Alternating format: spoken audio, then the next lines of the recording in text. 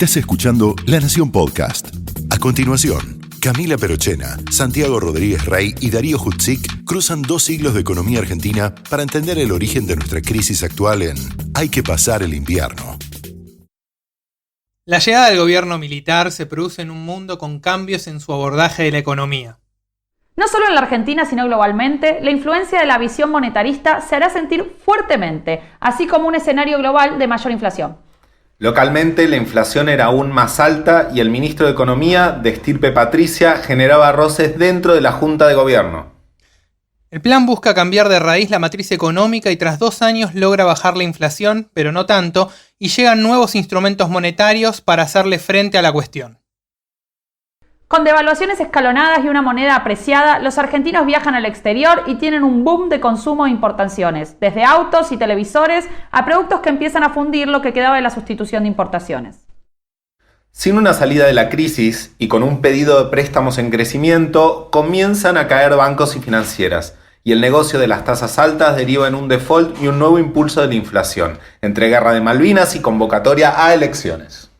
En este episodio de Hay que pasar el invierno pasamos de la plata dulce a la bicicleta, de la tablita a las pizarras del dólar y de la inflación de 3 cifras al default. Mi nombre es Santiago Rodríguez Rey. Yo soy Darío Hutzik. Y yo soy Camila Perochena, esto es Hay que pasar el invierno.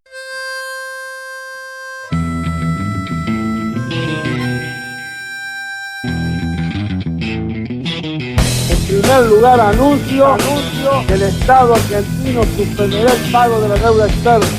Los invito el lunes a trabajar con fe en el país. La economía argentina tiene posibilidades de recuperación. No hay planes perfectos, hay planes posibles. La Argentina enfrenta problemas coyunturales que no son nada más que transitorios.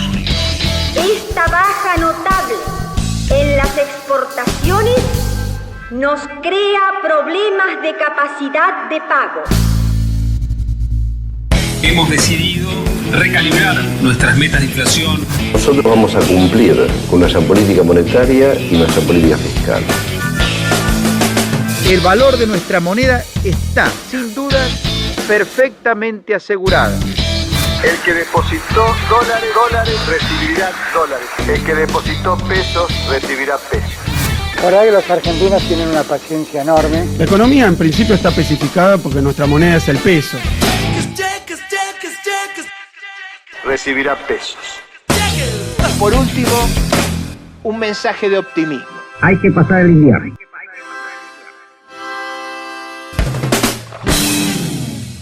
Bienvenido al episodio 9 de Hay que pasar el invierno, el podcast de La Nación sobre las crisis económicas argentinas.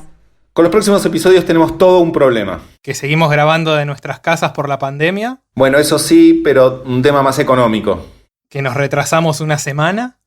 Bueno, somos personas ocupadas, sepan entender, chicos. No es eso. El tema es que veníamos trabajando con crisis económicas y sus salidas, es decir, con las causas de las crisis y las políticas económicas que nos hicieron salir a flote. Sí, 8 episodios y contando. Bueno, en la del episodio pasado con toda inflación y el golpe, mucho que en realidad no salimos. Pero por ahí viene la cosa. El problema que tenemos desde 1974 hasta 1990, por lo menos, es que son años con más crisis que salidas de crisis. Años enteros con crisis y diversos intentos de estabilización. Entre 1980 y 1990 el PBI per cápita descendió todos los años e implicó una contracción del 21% en ese periodo.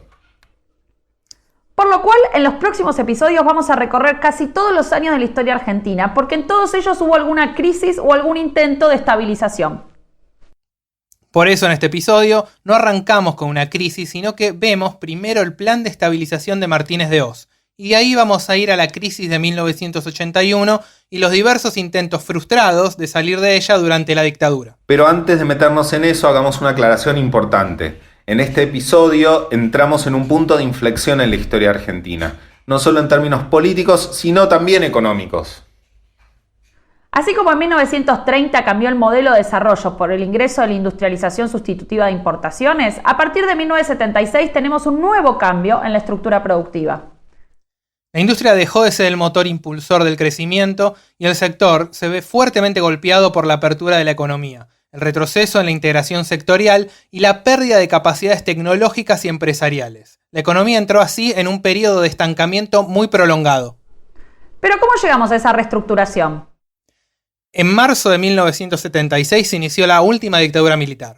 El poder quedó en manos de una junta militar formada por los comandantes en jefe de las tres armas.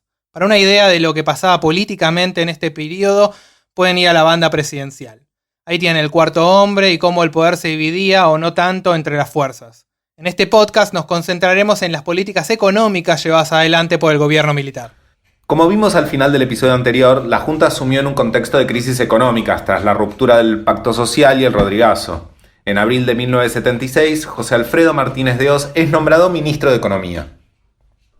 Martínez de Hoz, ¿no nombramos a un José Martínez de Hoz en el primer episodio por 1866? Sí, si hurgamos vamos a encontrar Martínez de Hozes hasta en el Cabildo del 22 de mayo de 1810. Martínez de Hoz es un exponente clásico de la aristocracia agraria argentina, digamos, es hijo de una familia de estancieros, que siempre había estado muy ligada a la sociedad rural. Es un tipo que venía de ese mundo y que ya había estado vinculado con el poder y con la política pública, también en contextos no particularmente democráticos. Martínez de Hoz va a ser secretario de Agricultura y Ganadería durante el gobierno de Guido, y después algunos meses también durante el gobierno de Guido va a ser ministro de Economía. Más adelante, antes de sumarse como ministro de Economía a la última dictadura, Martínez de Hoz va a ser director de Asindar, y va a ser uno de los que fomente la famosa represión de Villa Constitución en 1975. Es un tipo con muchos contactos internacionales, era bastante amigo, o eso es lo que dice él, de Rockefeller, y es un tipo que viene de ese mundo, digamos, ¿no? de un mundo de la élite argentina, si quieren ustedes. Ese era Pablo Priluca, historiador y doctorando de la Universidad de Princeton, que nos va a estar acompañando en este episodio. Al asumir como ministro, Martínez de Hoz tenía el apoyo de los grupos más liberales dentro de las Fuerzas Armadas. Estos sectores consideraban que el problema económico de la Argentina era la economía semicerrada, la intervención estatal y el conflicto distributivo. Creían que el aislamiento llevaba a que obreros y empresarios se enfrenten por la definición de precios y salarios, todo en detrimento de consumidores y del sector exportador primario. La primera reunión de Martínez de Hoz con lo que va a ser la Junta Militar es el 12 de marzo, o sea, bastante antes del golpe. Ellos ya habían entrevistado a otros economistas también. Pero cuando lo llaman a Martínez de Hoz, creo que es a fines de febrero, principios de marzo del 76, él estaba en Kenia, en un safari. Se había ido con su hijo y con alguien más, se habían ido a un safari en Kenia. Dentro de la dictadura, su principal fuente de apoyo va a ser Videla todo el tiempo. Arguindey en menor medida, pero él va a estar bancado sobre todo por Videla. Va a haber varios momentos en los cuales su cargo va a estar bastante cuestionado y va a tener un enfrentamiento abierto con Masera, digamos, ¿no? Masera en 1978, si no me acuerdo mal, da un discurso al que titula "La nación no es un mercado", y como ese hay varios momentos de tensión entre el ala más nacionalista y, si quieren ustedes, el ala más liberal o neoliberal de la dictadura. El 2 de abril de 1976, Martínez de Hoz anunció su plan económico. Allí explicó que el gran problema de la Argentina era su falta de crecimiento, su cada vez menor participación en el comercio mundial y el estancamiento de las exportaciones primarias. El síntoma de todo esto eran las tasas altas de inflación. Para resolverlo, consideraba que había que liberalizar la economía, abrir el comercio exterior, promover la iniciativa privada, eliminar el déficit ordenando el Estado y privatizar empresas públicas. Todo esto, sostenía, iba a conducir a la prosperidad económica. Se abre, señores, un nuevo capítulo en la historia económica argentina. Hemos dado vuelta una hoja del intervencionismo estatizante y agobiante de la actividad económica para dar paso a la liberación de las fuerzas productivas. Este mensaje responde a un clima de época, el fin del consenso keynesiano. Esto suena a título de episodio de Viaje a las Estrellas: Klingons, vulcanos, keynesianos, Kaplaj. La cosa es más o menos así. Tenemos que entender que a principios de los 70, luego de la crisis del petróleo, teníamos un proceso de estanflación. Esto quiere decir inflación y recesión al mismo tiempo. En el modelo keynesiano estándar, la inflación es producto de tensiones de actividad económica. La inflación sube cuando la demanda está muy alta y el desempleo muy bajo. En Estados Unidos, Europa y muchos otros lugares empezó a haber alta inflación con recesión económica. Y los expertos no podían enmarcar en la teoría. Si no me crees, preguntale al comité de reelección de Jimmy Carter. Entonces, a la revolución keynesiana de la posguerra le siguió una contrarrevolución neoclásica. La nueva macroeconomía eran el monetarismo y los modelos de expectativas racionales, cuyos adalides a nivel internacional eran Milton Friedman, Robert Lucas, Thomas Sargent, entre otros. Che, Daro, no estoy entendiendo. ¿De qué viene la mano de estos Hugo, Paco y Luis neoclásicos? Las implicancias de política económica se pueden resumir en la siguiente idea. Las economías tienen un alto nivel estructural o natural de desempleo y actividad, y el gobierno y la política económica poco podían hacer para modificar esos niveles naturales. Es más, el gobierno debía abstenerse de intervenir, pues solo generaría deuda, distorsiones e inflación. Ok. Los recursos son escasos, nada es gratis, el primero te lo dan, el segundo te lo venden, lo que gasta el gobierno se lo saca al sector privado. Después de cada shock, las variables volverían suficientemente rápido a su nivel entendido como natural, sin que haga falta intervenir demasiado. Y el crecimiento económico entonces se asocia estrictamente a mejoras de eficiencias y costos de producción, y no cosas que pueda hacer el gobierno o la política económica. En resumen, para la macro del consenso de posguerra hasta los 70s, la economía tendía al desequilibrio y era el rol de la política económica mover los hilos de la política monetaria y fiscal para mantener el nivel de actividad y empleo. La visión a partir de los 70s es opuesta. La economía está naturalmente en equilibrio y cualquier intervención será perjudicial. Y en caso de recesión o problemas, la economía cuenta con resortes estabilizadores que hacen que vuelva a los niveles naturales de empleo y actividad. Hay toda una ola global. Pensemos que en 1974 ganó el Nobel de Economía Friedrich von Hayek, una especie de archienemigo de Keynes, y Milton Friedman en 1976. En política estas ideas las vamos a ver con Thatcher como primera ministra desde el 79 en Gran Bretaña y Reagan en Estados Unidos tras su triunfo en el 80. Todo bien contemporáneo. En cuanto a la inflación, en el nuevo esquema de moda se bajaba con una política monetaria y fiscal restrictivas, controlando la tasa de emisión y alineando expectativas. Para eso se necesitaban bancos centrales independientes y confiables en sus objetivos.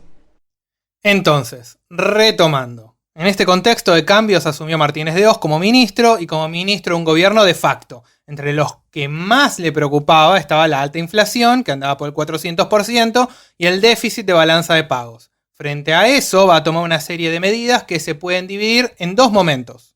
Uno podría identificar dos grandes momentos en la política de Martínez de Hoz. Un primer momento que va desde que asume su mandato hasta diciembre de 1978, que podríamos calificar como el momento del ajuste tradicional en alguna medida por el tipo de políticas que adopta, y un segundo momento que es el del enfoque monetario de balanza de pagos. Entonces, las primeras medidas fueron más ortodoxas y las reformas graduales. El sacudón del Rodrigazo era demasiado reciente. No hubo entonces una nueva devaluación, lo que se hizo fue unificar el mercado de cambios, liberar los precios, congelar salarios, eliminar las retenciones y reducir el gasto público. Porque en realidad Martínez de Hoz asume con la idea de que, siendo que la inflación era un problema eminentemente monetario, lo que había que hacer era reducir el gasto público y con eso se iba a controlar el problema de la inflación. Los otros dos elementos con los que asume y que él considera que son necesarios es una nueva política industrial que básicamente lo que va a terminar logrando es una caída fuertísima en el peso que tenía la industria en el total de la economía nacional. Y por otro lado una liberalización de la economía, liberando el tipo de cambio, pero al mismo tiempo flexibilizando el sistema bancario y financiero y algunos de los aranceles que protegían a la economía argentina. Lo que va a pasar en la práctica, ni bien asuma Martínez de Hoz, entre marzo y los primeros meses de 1976, se va a terminar, digamos, hay un sinceramiento de precios, es decir, se liberan precios, muchos precios que habían venido controlados durante el último gobierno peronista, pero hay un precio, si quieren ustedes, que no se libera, que se congela, que es el precio del trabajo, son los salarios. Entonces lo que va a pasar es que va a haber una caída del salario real, probablemente la más grande en la historia económica argentina del siglo XX. Eso se va a completar con una política contractiva, van a empezar a bajar ligeramente los niveles de emisión, no es que bajen tanto, pero bajan. La inflación va a bajar, pero en todo el periodo de Martínez de Oz, la inflación en ningún momento baja del 100% anual, con lo cual no va a terminar controlando ese problema. Como era de esperar, el salario real cayó fuerte y el tipo de cambio se fue devaluando. Le preguntamos a Belén Zapata, doctora en Historia y docente en la UBA y la Universidad Nacional General Sarmiento, cómo impactaron estas medidas en los trabajadores. Primero me parece importante hablar o señalar el fuerte impacto real que significó básicamente el cambio de patrón de acumulación que trajo aparejado la dictadura para los y las trabajadores. Veníamos de décadas de un modelo de industrialización por sustitución de importaciones.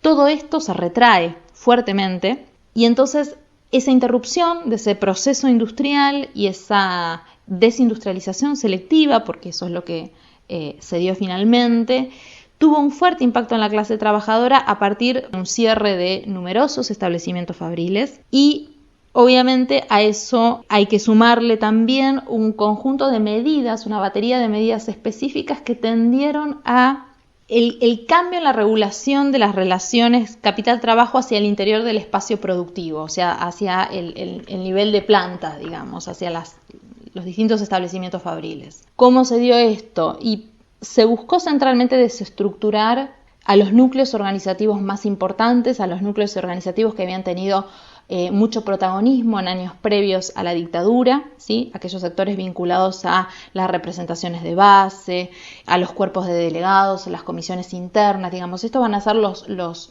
sectores más fuertemente atacados, no solo desde el plano represivo, sino a partir de estas formas de reestructuración y de reordenamiento del ámbito externo de lo que son las relaciones hacia el interior de las fábricas, que basta leer las declaraciones de Martínez de Oz del 2 de abril del 76, aparece en esas declaraciones la idea de que se van a eliminar todo tipo de prácticas laborales que afecten a la productividad. Sí, esa es la clave.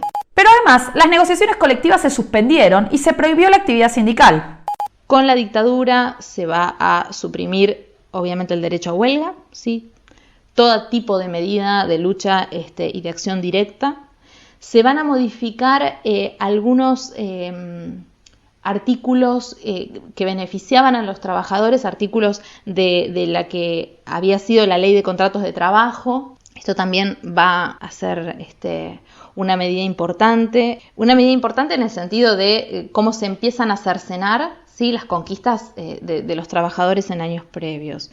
Bueno, y ni hablar, obvio, de las intervenciones, tanto de algunos sindicatos como de federaciones, como de la propia CGT, por supuesto. Esta supresión de los derechos de protesta que tradicionalmente tenían los trabajadores no significó una actitud pasiva de su parte, sino que hubo formas de resistencia más ocultas. Los primeros años de la dictadura, por lo pronto en los años que iban desde el 76 al 78 más o menos, se habían dado, ¿sí?, distintas formas de resistencia, de oposición, que quizás no eran las más abiertas, sino que tenían otro tipo de características que nos hablaban quizás de formas de resistencia con formas de coordinación reducidas o lógicas de llamadas del trabajo a tristeza o del trabajo a desgano, no sé, formas de sabotaje, por ejemplo. En el área de la producción y la industria, el programa de Martínez de Oz se encontró con algunos obstáculos que le imponían las diferentes visiones que tenían los sectores de las Fuerzas Armadas. Un ejemplo de esto son las privatizaciones. Martínez de Oz casi no privatiza empresas. Casi no privatiza empresas porque no puede. No porque no quiera, digamos. Hay sectores dentro de las Fuerzas Armadas, fundamentalmente en la Marina, que se oponen a que se privaticen empresas claves para la seguridad nacional, básicamente, ¿no? Y entre otras cosas por una preocupación también material. Quienes dirigían esas empresas eran militares. Lo que sí va a hacer Martínez de Oz, por ejemplo, en empresas como YPF, es lo que se llaman las privatizaciones periféricas, es decir, no privatizar la empresa, sino privatizar determinadas áreas dentro de una empresa que sigue bajo control del Estado. digamos, la política industrial va a ser más por acción que por omisión. Hay dos elementos que van a caracterizar la política o que van a dificultar la supervivencia de la industria en estos años. Uno es digamos, que se corten muchas líneas de crédito especiales para la industria en un contexto en el cual al aplicar la reforma financiera y encarecer el crédito, eso hace muy difícil para los industriales poder seguir accediendo a financiamiento. Digamos, se corta el financiamiento estatal en un contexto en el que el financiamiento privado se encarece. Eso por un lado. La otra política industrial por omisión va a tener que ver con lo que suceda a partir de diciembre de 1978 con la tablita, digamos. Entre las reformas más importantes de esta primera etapa estuvo la reforma financiera. Hasta entonces, en general, los bancos podían dar créditos según asignaciones y regulación del Banco Central. Las tasas de interés estaban limitadas y como la inflación en promedio era elevada, la tasa de interés promedio solía ser negativa. Acá invocamos a nuestro economista Daro a que explique tasa de interés negativa. Atención. Esto es, la tasa de inflación era superior al retorno a los depósitos, de manera que con un depósito a plazo fijo, por ejemplo, perdías plata, un desincentivo al ahorro local en pesos. La tasa real de interés en 1976 era negativa y rondaba el 57% negativo anual. ¿Te imaginas ahorrar con un depósito a plazo fijo de 100 pesos y a fin de año te devuelven 43? Es como que te cobren por ahorrar.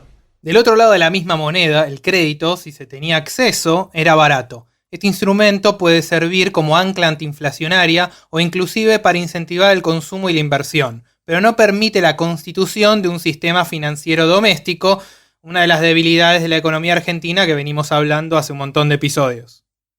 Un problema adicional es que los que tenían acceso al limitado crédito oficial podían prestar en mercados paralelos a tasas elevadas y asegurarse grandes ganancias. A mediados de 1977 se puso en marcha la reforma financiera con la que se liberaron las tasas. El nivel de crédito dependía descentralizadamente de la capacidad por captar depósitos de cada banco y había una fuerte garantía pública. Así se flexibilizaron las condiciones para el funcionamiento de nuevas entidades financieras. El otro momento importante en los primeros años de la política económica de Martínez de Hoz es en febrero de 1977. Martínez de Hoz en febrero de 1977 va a implementar una reforma que va a traer mucho peso en la economía argentina posterior, que es la reforma financiera, que se anuncia en febrero y se aplica en junio. En el medio pasa algo interesante, que es que deciden aplicar, es básicamente un control de precios, pero como no le pueden decir control de precios, porque por su propia formación ideológica ellos están en contra de los controles de precios, lo llaman la tregua de precios. Esto hasta mediados de 1977. Lo que va a pasar cuando se aplique la reforma financiera es que obviamente el crédito en la Argentina se va a encarecer, va a ser mucho más difícil acceder a un crédito porque las entidades financieras y los bancos comienzan a competir entre ellas y eso va a enfriar la economía para la segunda mitad de 1977. Sobre las entidades era casi inexistente. Los bancos competían por depósitos con tasas libres y crecientes, con garantía del Banco Central por los depósitos y sin ejercer un buen control de calidad del crédito. Así el crédito era caro, a tasa alta y de dudosa capacidad de repago. Como la garantía del Banco Central, los bancos trasladaban el riesgo alto que tomaban de facto al sector público. La reforma financiera, a pesar del encarecimiento del crédito y la contracción monetaria, no logra frenar la inflación. Y al mismo tiempo hace que se enfríe la actividad productiva. Estábamos en esta inflación. Comienza entonces un rumor de fondo de cambio de autoridades nacionales y la política de Martínez de Hoz empieza a ser cuestionada, o más bien más que cuestionada, ya que había un sector de la Junta que mucho su política no le cerraba. Hasta ahora las medidas no habían sido muchas y se parecía a las políticas de ajuste aplicadas en los años 60. Por eso, en 1978, la política tuvo un acomodo. Estos son mis principios, si no le gustan, tengo otros. Parecidos pero distintos. Salen a la cancha los Chicago Boys. Es el momento de alinear las expectativas y se viene un enfoque monetario de la balanza de pagos. Pará, no entiendo, ¿qué significa eso de enfoque monetario de la balanza de pagos? Básicamente quiere decir que el manejo de la moneda era clave para el resultado de la balanza de pagos y el nivel de reservas. Esta idea ya había sido aplicada en Chile, que fue el modelo que se retomó después en Argentina. Chile se convierte en 1977 y 1978 en uno de los alumnos modelo en materia de políticas económicas. Nosotros tenemos que recordar que Chile también estaba bajo una dictadura, en este caso bajo el gobierno de Pinochet, y Chile entre 1974 y 1976 había tenido una política de shock bastante dura, y a partir de 1976 se va a aplicar el enfoque monetario de balanza de pagos, que es en definitiva lo que da el sustento teórico a lo que nosotros conocemos como la tablita de Martínez de Oz. En Chile la figura detrás de esas políticas va a ser un graduado de la Universidad de Chicago, de ahí viene el famoso nombre de los Chicago Boys, que es Sergio de Castro, y entiendo yo, esto ya es más materia interpretativa, que el éxito que estaba teniendo Chile va a ser adoptado en la Argentina, digamos. Se podría decir que estas ideas circularon en alguna medida desde Chicago y desde el FMI a partir de dos teóricos, uno que se llamaba Frank Johnson en Chicago y Pollack en el FMI. El enfoque monetario de balanza de pagos circuló a través de Chile y luego, si quieren, cruzó los Andes para llegar a la Argentina. Bueno, entonces por fin llegamos a la famosa tablita, que quizás es lo que más se recuerda, pero como vemos ya pasaron casi 3 años de gobierno. La tablita implicaba que el peso se devaluaba a una tasa conocida, es decir, se programaban una serie de devaluaciones a un ritmo cada vez menor. Esta estrategia apunta a las expectativas. Te voy avisando cuánto va a salir el dólar en el futuro, así no especulas con su valor. La idea era que los agentes económicos no iban a generar expectativas exageradas de inflación futura, aportando a la inercia y a la recesión. Básicamente el objetivo detrás de esas políticas tiene que ver con poder empalmar la inflación local con la inflación internacional, más el tipo de cambio, ¿no? Y un poco tiene que ver con un cambio que se está dando en la teoría económica en aquellos años y que tiene que ver con poder empezar a afectar las expectativas de los actores económicos que se habían adaptado demasiado bien a las políticas, si quieren ustedes, keynesianas. Eso es lo que van a decir algunos economistas. Entonces, lo que va a pasar, si ustedes miran las declaraciones públicas de Martínez de Oz entre el 76 y el 78, pasa algo, no quiero, a mí las comparaciones fuera de término me son extrañas, pero pasa algo parecido a lo que pasa con Macri, que tiene que ver con esta idea de empezar a descubrir que los agentes económicos, una vez que ellos cambiaron en teoría las reglas del juego, no se adaptan a esas nuevas reglas del juego y siguen teniendo comportamiento, sigue habiendo una inercia en la forma en la que se comportan. Entonces comienzan a hablar de inflación inercial, comienzan a hablar de empresarios que no se quieren adaptar a las nuevas reglas del juego y comienzan a plantear la necesidad de afectar esas expectativas. Entonces la tablita es un poco la respuesta a poder impactar las expectativas de los actores económicos. La otra iniciativa, que es mucho menos conocida, pero que existe en esos años, es la campaña de orientación para el consumidor, que tiene también el mismo objetivo, en este caso destinado a los consumidores, una campaña para educar a los consumidores, para que se comporten como agentes racionales de mercado y castiguen a los comerciantes que no que suben los precios indebidamente, y que siempre desde una perspectiva individual, digamos, ya no es el Estado el que controla los precios, sino que los consumidores empoderados tienen que poder combatir a los comerciantes desleales. Pero las cosas no salieron tan bien. La devaluación programada por la tablita fue mucho menor que la inflación, generando una fuerte apreciación real de la moneda y haciendo que la Argentina sea un país muy caro. En la medida que se aprecia el peso, las importaciones se van a volver muy baratas, ¿sí? Sobre todo de bienes de consumo. Entonces lo que vamos a tener entre el 79 y el 80 es un boom de importaciones de bienes de consumo. Cualquiera de ustedes que haya tenido algún familiar que tuviese la suerte de poder viajar en esos años, les puede contar que Ezeiza estaba llena de gente trayéndose televisores y trayéndose electrodomésticos de Estados Unidos o de otros países.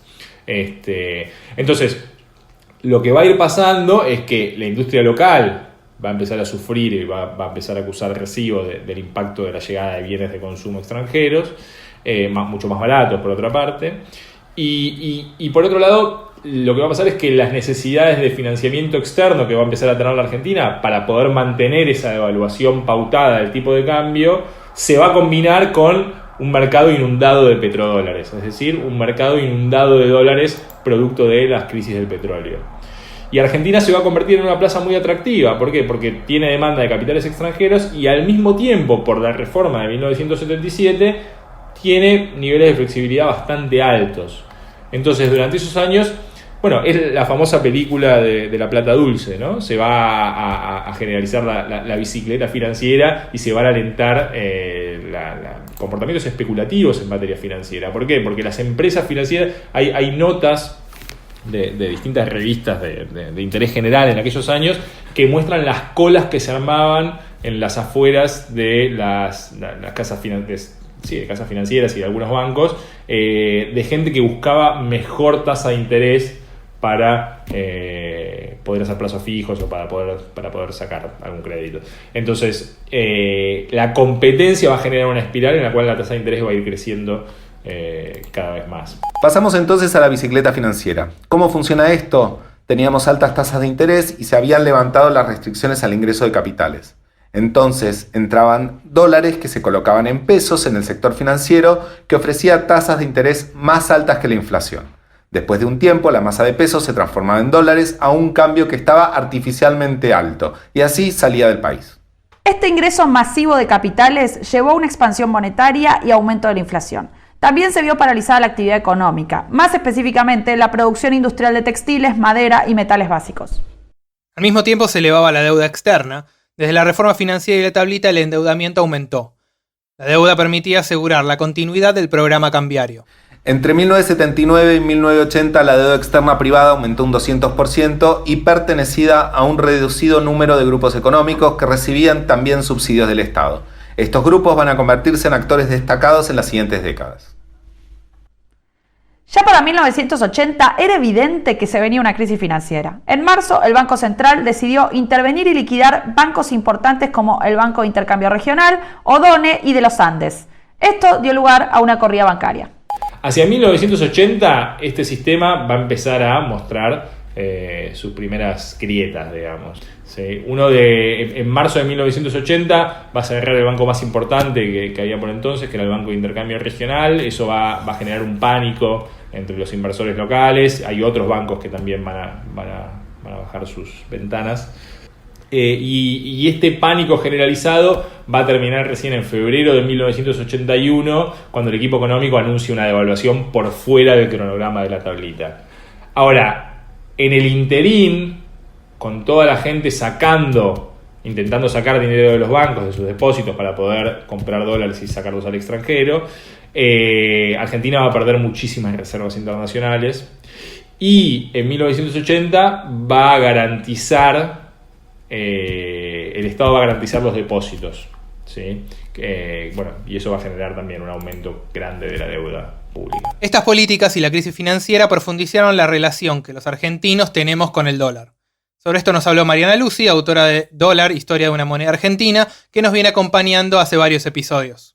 Por un lado, en ese momento se reeditan muchas de las discusiones de otros momentos críticos, ¿no? Digamos, la discusión acerca de cuál es el verdadero valor del dólar.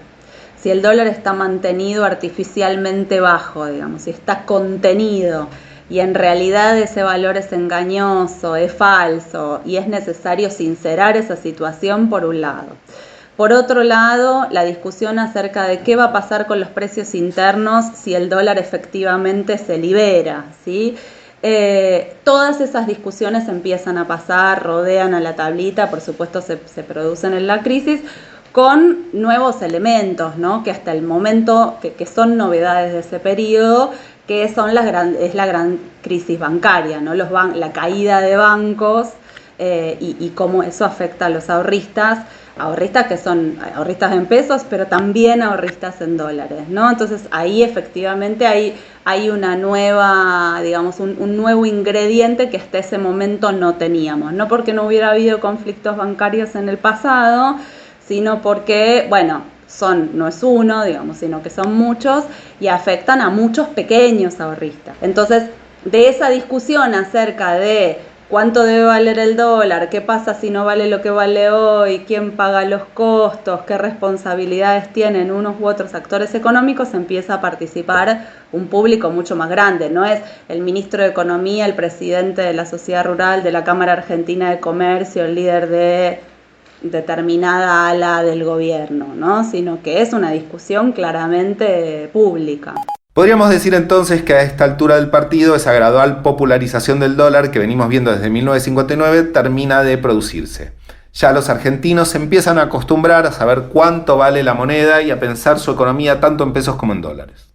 las casas de cambio, delante de las vidrieras ya no hay solo hombres de traje, con sombrero, con corbata, hay hombres y mujeres de distintas edades, no todos con el physique du rôle del inversor financiero, ¿sí? Entonces hay efectivamente una primera etapa de la popularización que está cumplida.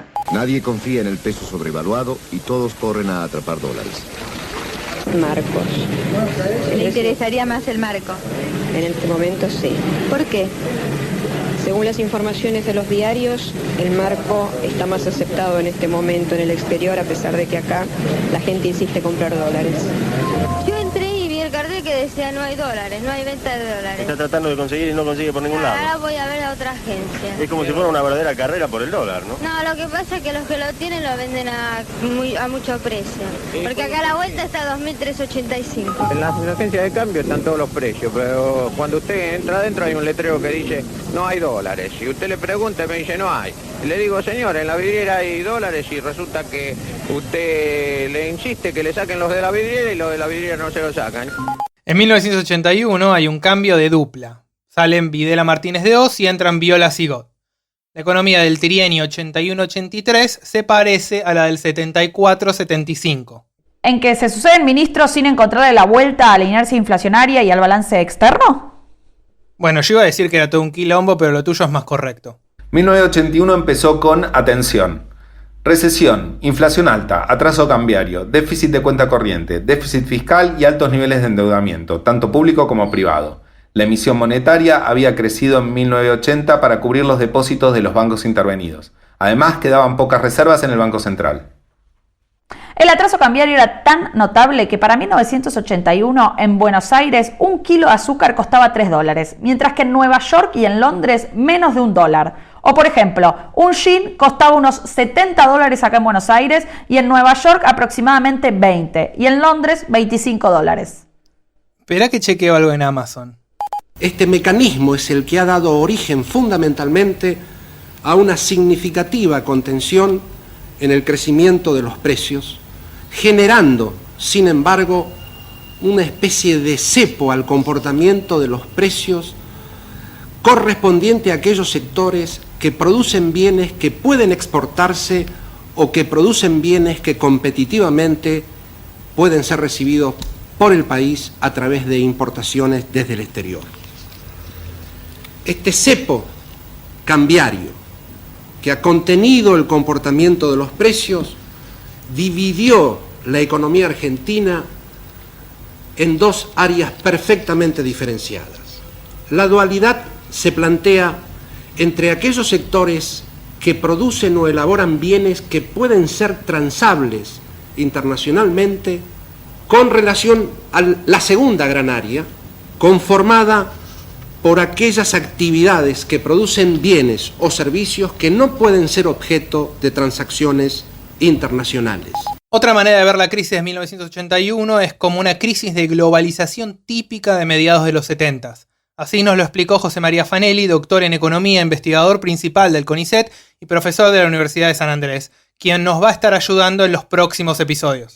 Bueno, hay dos tipos de explicación de la crisis. Hay una que me gusta más que otra. La que me gusta menos es decir que la crisis de los 80 se debió a las políticas de la dictadura, que es cierto, pero de nuevo es reduccionista. Entonces, la cuestión fundamental es que Argentina tiene un problema, que es el mismo problema que tienen todos los países emergentes desde mediados de los 70, que es que el mundo se fue globalizando cada vez más y se fue haciendo, y lo seguimos haciendo. La globalización no está ni terminada ni está empezada. Entonces, ¿cuál es el problema? Que el proyecto de Martínez de Hoz, que es lo que uno podría llamar la política económica de la dictadura, fue un intento de adaptar a la Argentina a la globalización naciente. Si hubiese habido un gobierno democrático en la década de los 70, hubiese tenido el mismo problema. ¿Cómo adaptar a la Argentina a la globalización? Entonces, Yo diría que lo que se llama la política económica de la dictadura es simplemente un intento fallido de integrarse a la globalización. Sigó era un opositor a las políticas de Martínez de Hoz. Abandonó la tablita y se dispuso primero una devaluación del 30% a la que siguieron otras dos. Si alguien tiene el audio de Sigó de "el que apuesta al dólar pierde", que lo mande porque no lo encontré. De un cuadro crítico heredado allá en abril de 1976 al floreciente cuadro que reflejaba la economía argentina en esa materia en 1978, como consecuencia del mecanismo cambiario utilizado como instrumento antiinflacionario, esa bonanza se fue crecientemente desvirtuando. Les daré muy pocas cifras. 1981 cerró con una inflación del 100%, acompañada por una aguda crisis de la economía real, caída del 6% del PBI y una crisis industrial. A esto se le suma conflictividad laboral y las movilizaciones de trabajadores. Sin lugar a dudas, hacia mediados del 81 hay, en términos de conflictividad laboral, digamos, una situación increciendo que es identificable en distintas fábricas del país, ¿sí? En lo concreto, yo recuerdo lo que significó esta coyuntura específicamente en algunos establecimientos del conurbano bonaerense, ¿sí? Y en concreto de establecimientos de automotrices, ¿sí?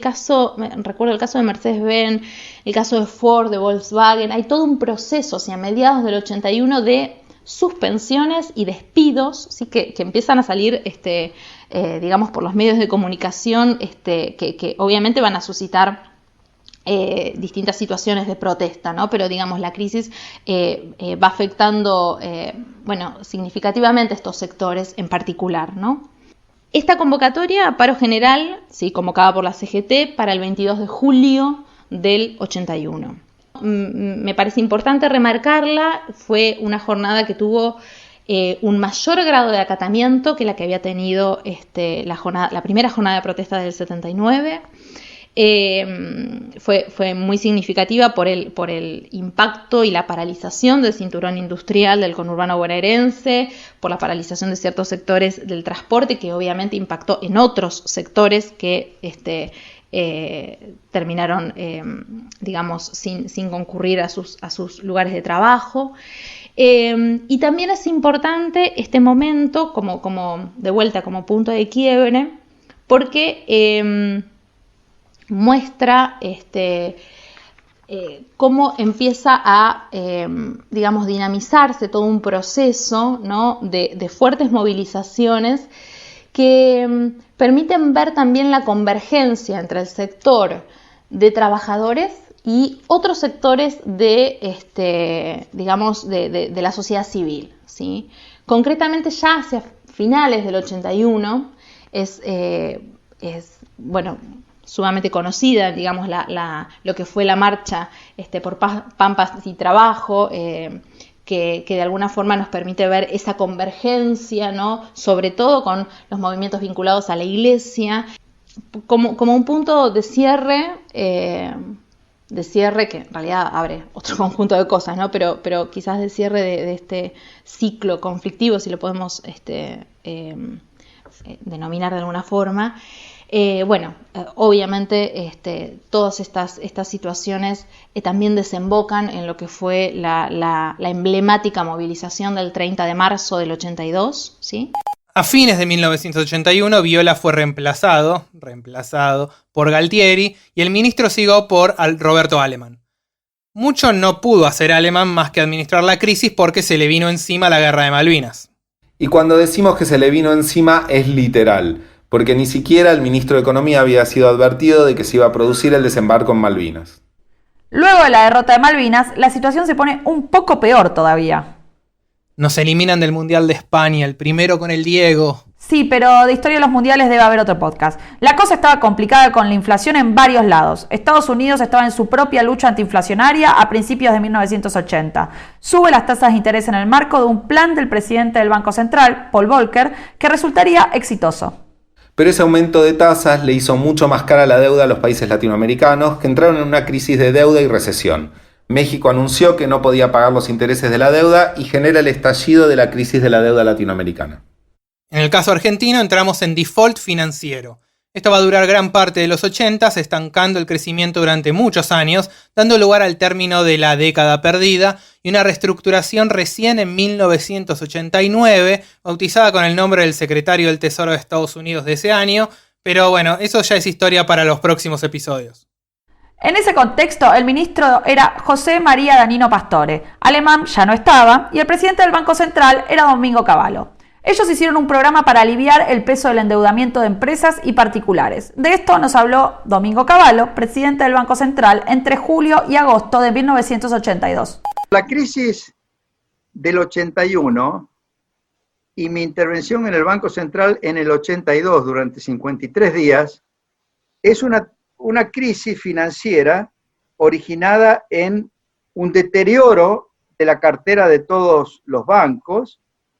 Por supuesto, además de muchas otras cosas que pasaban simultáneamente. La cuestión es que cuando yo llegué al Banco Central, que fue después de la Guerra de Malvinas, y cuando Argentina había dejado de pagar sus obligaciones en dólares, sobre todo los pasivos comerciales, lo cual era muy, muy problemático porque significaba que no podía haber importaciones, tomé una decisión que fue desdoblar el mercado cambiario con un mercado oficial en el que se hicieran las transacciones comerciales, donde el tipo de cambio se iba a ajustar de acuerdo al aumento de los costos internos de producción para mantener la competitividad de las exportaciones, y un tipo de cambio financiero para que el que quisiera sacar dólares o ahorrar en dólares, o el que quisiera traer dólares del exterior, tuviera un tipo de cambio libre. Por supuesto,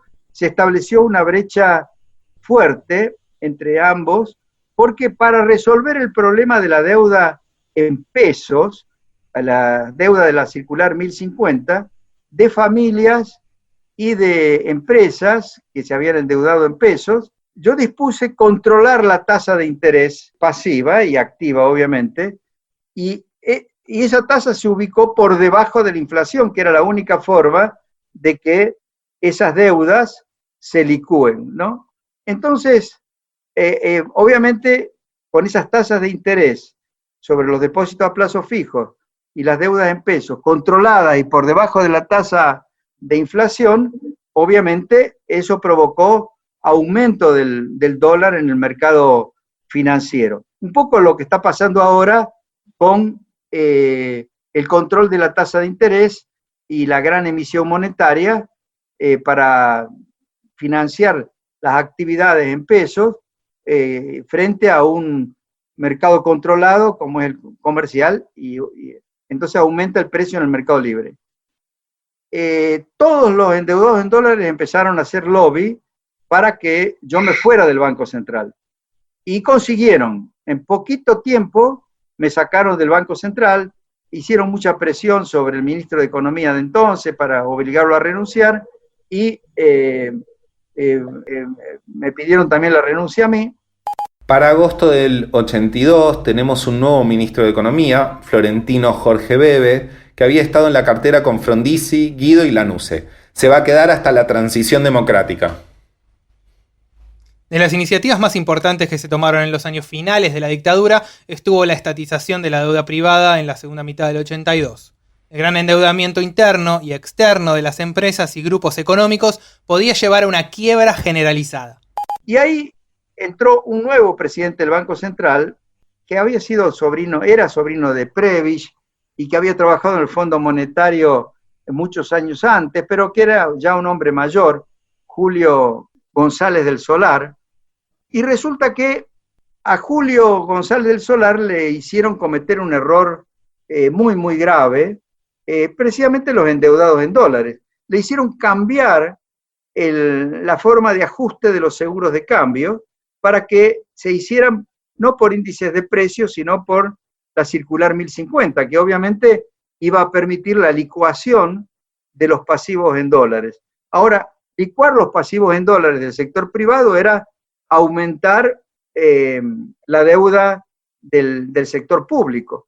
Y no conformes con eso, para no vaya a ser que vuelva a caballo y vuelva a revertir la indexación, dijeron, no, directamente estaticemos las deudas del sector privado. Dictaron una resolución por la cual el sector privado ya no era deudor en dólares, las deudas en dólares las adquiría el sector público y el sector privado debía los seguros de cambio o el precio del dólar ajustado por la 1050, es decir, habían transformado sus deudas en pesos.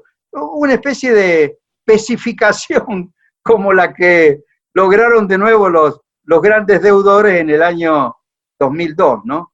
Eso fue un problema serio, no tanto para dificultar la marcha de la economía en lo inmediato, en el año 82, 83, pero sí dejó el problema de la deuda pública como un problema serio hacia el futuro, ¿no? En 1983 la deuda externa llegó a 45.000 millones de dólares. Se hacía muy difícil obtener nuevos préstamos o refinanciar las deudas contraídas. El gobierno de Vignone va a dejar una economía muy endeudada, en parte porque se priorizó el camino crediticio al monetario para financiar el déficit público con el objetivo de combatir la inflación. Aún así, la inflación promedio fue muy elevada entre 1976 y 1983. Sin el pan y sin la torta, 1983 termina siendo un año con inflación del 340%, déficit fiscal de casi 10% del PBI, encima de la ya mencionada deuda. Vignone también va a dejar un nuevo billete. En junio de 1983 le decimos chau chau al peso ley 18.188 y hola al peso argentino. Se mataron de originales con el nombre, ¿eh? El crecimiento promedio del PBI per cápita de 1973 a 1983 fue casi nulo, un 0,1%. Y con alta inflación llegamos a la democracia y a las puertas del próximo episodio. Pará, ¿ya está? ¿Y la salida de la crisis? Falta, seguimos en default, todavía falta. Viniste nada más que a verduguearme. No, hablo en serio. ¿Sabes cómo la viene esta lluvia al campo? ¿Vos tenés campo? No, pero está el país. La cosecha, viejo. Con una buena cosecha nos salvamos todo. ¿Cómo llueve? No hay nada que hacerle, ¿eh? Dios es argentino. ¿Qué, no me crees? Dios es argentino. Antes de irnos, y como van a escuchar en todos los episodios, le preguntamos a nuestros invitados en qué momento se jodió la Argentina. Pablo Priluca nos dijo esto.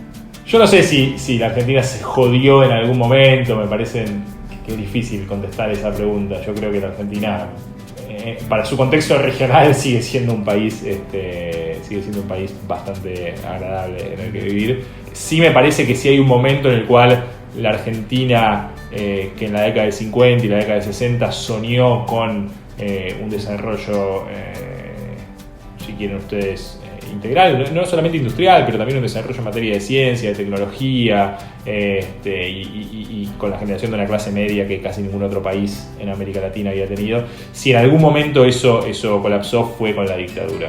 Yo creo que la crisis económica que genera la dictadura y las consecuencias económicas que genera la dictadura van a alterar, como lo alteró la crisis del 30, digamos, pero van a alterar la historia económica argentina de una forma no para nada positiva, es muy negativa. Entonces me parece que si en algún momento se jodió la Argentina, este fue el momento en el que se jodió, y es difícil encontrar indicadores que no lo prueben, digamos. Y Mariana Lucy nos dijo esto. Me parece que es muy difícil contestar a la pregunta de cuándo se jodió la Argentina sin asumir el presupuesto que viene con la pregunta, ¿sí?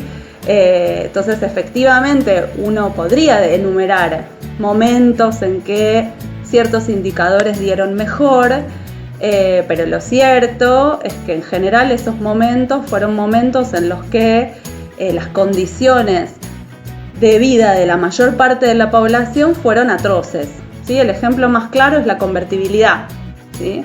En la convertibilidad, si pensamos en el dólar estaba quieto, la inflación era tendiente a cero, ¿sí? Entonces esos dos grandes indicadores.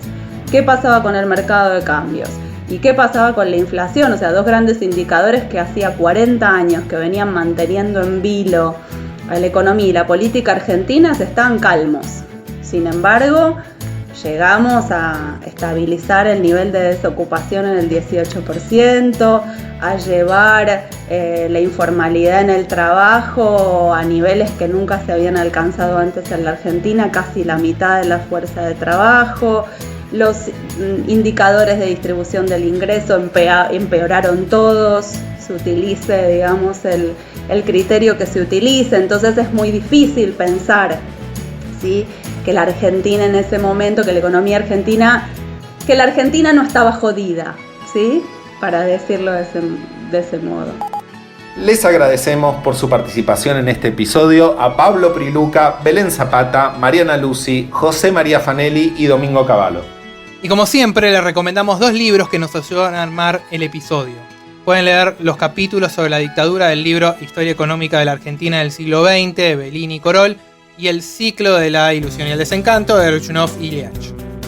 Los invitamos a que se suscriban al podcast para que nos acompañen en este recorrido por la historia argentina a través de sus crisis.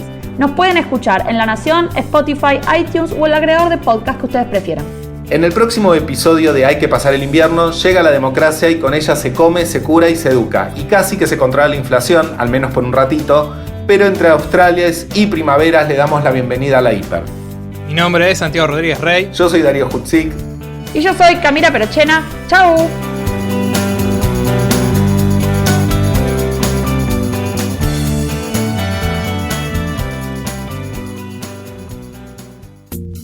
Esto fue Hay que pasar el invierno, un podcast exclusivo de La Nación.